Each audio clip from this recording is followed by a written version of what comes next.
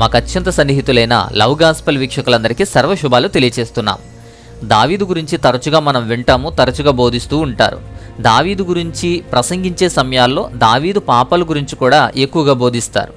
అందులో ఎక్కువగా ఆడస్త్రీని స్నానం చేస్తుంటే దావీదు చూశారు కదా, ఆ పాపం గురించి ఎక్కువగా మాట్లాడతారు. దాని తర్వాత ప్రధానంగా ఆరోపించేటువంటి మరో అంశము దావీదు నగ్నంగా డాన్స్ వేయడం గురించి. చాలామంది చర్చెస్లో వారి ప్రసంగాల్లో దావీదు నగ్నంగా డాన్స్ వేశాడు కాబట్టి భార్య అతన్ని తిట్టి అతనికి దూరంగా ఉంటుంది, అతనితో కనీసం పిల్లలు కూడా లేనట్టు దూరంగా ఉంది అంటారు. కొన్నిసార్లు మీటింగ్స్లలో, క్రిస్మస్లలో డాన్సులు వేస్తారు కదా, వాటిని వ్యతిరేకించడానికి కూడా ఇలా వీటి ప్రస్తావన తీస్తారు. దావీదు డాన్సులు వేశారు అంటారు, ఇలాంటి నగ్నంగా డాన్సులు వేశాడు అంటూ వ్యతిరేకిస్తారు.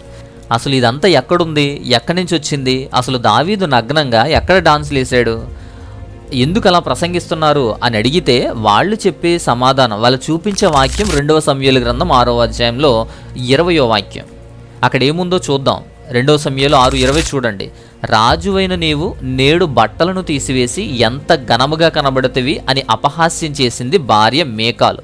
అతని భార్య మీకాలు. ఈ మీకాలు సౌలు రాజు కూతురు.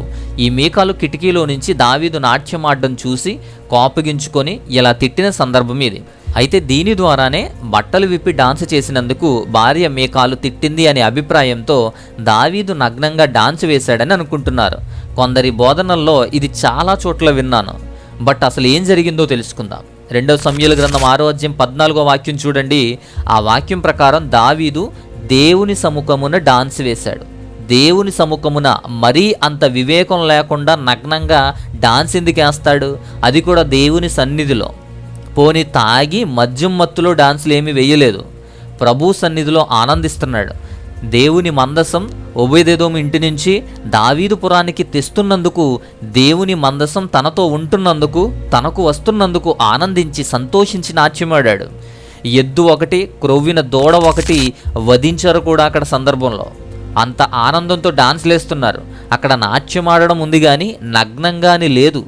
దావీదు పైగా ఏఫోదు వేసుకున్నాడు. ఏఫోద్ అంటాం, అంటే యాజక వస్త్రం పైన వేసుకునేటువంటి ఏఫోద్. అది యాజక వస్త్రం వేసుకున్నాడు. దేవుని సన్నిధిలో ఆ మందసాన్ని ఆహ్వానిస్తూ దేవుని యొక్క సన్నిధిని అనుభవిస్తూ యాజకునిగా మారాడు. యాజక వస్త్రం వేసుకున్నాడు, అందుకే ఏఫోదు అనేది ధరించుకున్నాడు.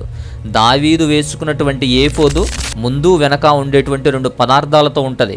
బంగారంతోనూ నీలధూమ్ర రక్తవర్ణములు గల ఏఫోదు సన్నని నారబట్టతో తయారు చేస్తారని నిర్గమాకాండం 28వ అధ్యాయం 6వ వాక్యంలో మనం చదువుతాం. అలాంటి ఏఫోదును ధరించాడు దావీదు. ఈ ఏఫోదుని యాజకులు వేసుకుంటారు, అందులోనూ ప్రధాన యాజకుని వస్త్రం అది.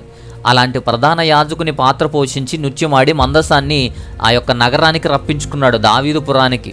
అలాంటి సందర్భంలో బట్టలు విప్పి లేదా న్యూడ్గా డాన్సులేసి దేవుని నామాన్ని అవమానపరుస్తాడు అని అనుకుంటారా? నగ్నంగా డాన్సులేసి ఏఫోదును ధరిస్తాడా? అలా దేవునికి వ్యతిరేకమవుతాడా? అలాంటి మినిమం కామన్ సెన్స్ దావీదు రాజుకు లేదంటారా? ఆ తర్వాత దావీదు దేవుని సన్నిధికి బలి కూడా అర్పించాడు. అంటే అదొక దైవ కార్యంగానే భావించి ఏఫోదును ధరించి దాన్ని ఊరేగింపుగా తీసుకువచ్చి దేవుని సన్నిధిలో బలి అర్పించాడు. ఇక దావీదు భార్య మీకాలు సంగతి చూడండి. ఈ మీకాలుకు చాలా కోపం వచ్చింది దావీదు డాన్స్ చూసి. 2 సమూయేలు గ్రంథం 6వ అధ్యాయం 16వ వాక్యం చూడండి. కిటికీ నుంచి చూసి యెహోవా సన్నిధిని గంతులు వేస్తున్న నాట్యమాడుతున్న దావీదును కనుగొని తన మనసులో అతన్ని హీనపరుచుకుంటుంది. అతను రాజయ్యుండి రాజవస్త్రం తీసి ఏఫోదు వేసుకున్నాడు. ఈ మీకాలు రాజు కూతురు. రాజకోటలో పెరిగినటువంటి ఆరానికి దాని వాల్యూ తెలియదు, ఏఫోదు వాల్యూ తెలియదు, కానీ రాజవస్త్రం వాల్యూ తెలుసు. రాజులా కాకుండా రాజవస్త్రం తీసివేసి వారితో డాన్సులేంటి అని ఆవిడ బాధ. అంతేకాదు, రెండోది, రాజు యొక్క డిగ్నిటీ అక్కడ కనబడలేదు, రాజు డిగ్నిటీ లేదు. రాజవస్త్రం తీసేశాడు, ప్రజలతో కలిసి గంతులేస్తున్నాడు. అలా ప్రజలతో కలిసి గంతులేస్తుంటే చూడలేకపోయింది మీకాలు. రాజు మీద, ఈ దావీదు మీద అత్యంత కోపము, అసహ్యము ఆల్రెడీ ఉంది తనకి. ఇప్పుడు ఆ కరెక్ట్గా వాక్యం చూడండి. 2 సమూయేలు గ్రంథం 6వ అధ్యాయం 20వ వాక్యంలో చూడండి. పనికత్తెల ముందు వ్యర్థుడొకడు తన బట్టలు విప్పివేసినట్టుగా యెజ్రెయేలు రాజు అయిన నీవు ఎందుకలా తీసేశావు అంటది. దావీదు బట్టలు విప్పినట్టు కాదు, వ్యర్థుడొకడు విప్పినట్టు రాజువైన నీవు రాజవస్త్రం ఎందుకు తీసావన్నట్టు మాట్లాడింది. ఈ మీకాలు మాట ప్రకారం ఈ కిమ్ జేమ్స్ వెర్షన్ చూడండి, షేమ్లెస్లీ అన్కవర్డ్ అని ఉంటుంది, న్యూడ్ అని లేదు. షేమ్లెస్లీ అన్కవర్డ్ అని ఉంటుంది న్యూ కింగ్ జేమ్స్ వెర్షన్లో, సిగ్గు లేకుండా ప్రవర్తించటం. అలాగే ఇంటర్నేషనల్ స్టాండర్డ్ వెర్షన్ ప్రకారం కూడా అన్డ్రెస్డ్ అని ఉంటుంది, అంటే బట్టలు విప్పినట్టే ఉంటుంది. ఇక సిఎస్బి ప్రకారము ఎక్స్పోజ్డ్ అని ఉంటుంది, అంటే అర్ధనగ్నంగా కనిపించడం అంటది. అంటే రాజవస్త్రం తీసివేసి అక్కడ జరిగిన అవమానాన్ని మీకాలు పాయింట్అవుట్ చేసింది. కాబట్టి దావీదు ఎక్స్పోజ్ చేసిన, బట్టలు విప్పిన, ఏఫోదు మాత్రం ధరించాడు, నగ్నంగా అయితే లేడు. ఏఫోదు యాజకుని వస్త్రమైన ఏఫోదును ధరించాడు. రాజవస్త్రం తీసివేసి రాజులా కాకుండా నాట్యమాడే దావీదును చూసి కోపంతో అన్నమాట కానీ దావీదు నగ్నంగా డాన్స్ వేశాడని కాదు.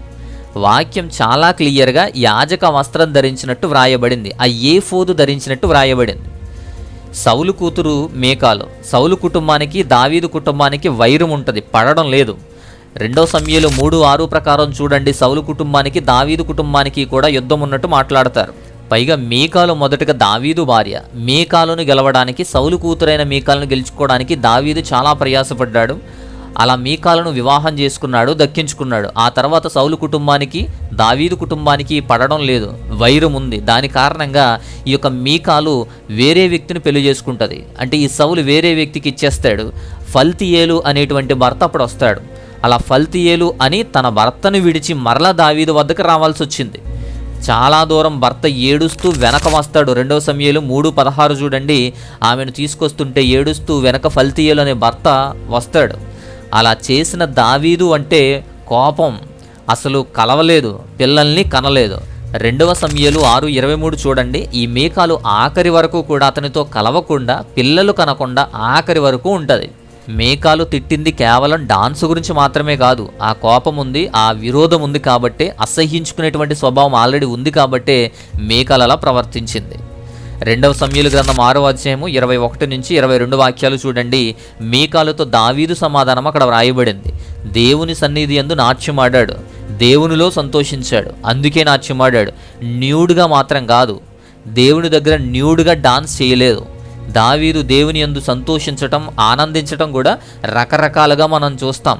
పాటల ద్వారా, సంగీతం ద్వారా, వాయిద్యాల ద్వారా, నాట్యం ద్వారా దేవునితో ఆనందిస్తాడు దావీదు.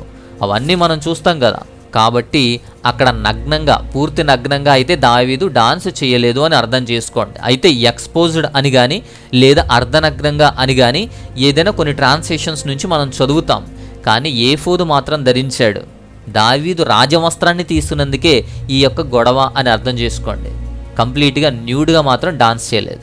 ఈ విషయం అంతా క్లియర్గా అర్థమైంది కదా. అలా ఒకవేళ తప్పుగా అనుకున్నా, తప్పుగా చదివినా కూడా దాన్ని క్లియర్గా అర్థం చేసుకోండి అని ఈ విషయాన్ని మీకు తెలియచేస్తున్నాను. ఇంక ఎవరికైనా ఈ విషయం మీద అవగాహన కోసం ఈ వీడియోని షేర్ చేయండి, అర్థం చేసుకుంటారు. సో ఈ వీడియో నచ్చితే లైక్ చేయండి. మరొక మంచి అంశంతో, అద్భుతమైన అంశంతో మరొక వీడియో ద్వారా నేను మరలా వస్తాను. అంతవరకు దేవుని మహా ఉన్నతమైన కృప కాపుదల మీ అందరికీ తోడయుండి మిమ్మల్ని బలపరచునుగాక. ఆమెన్.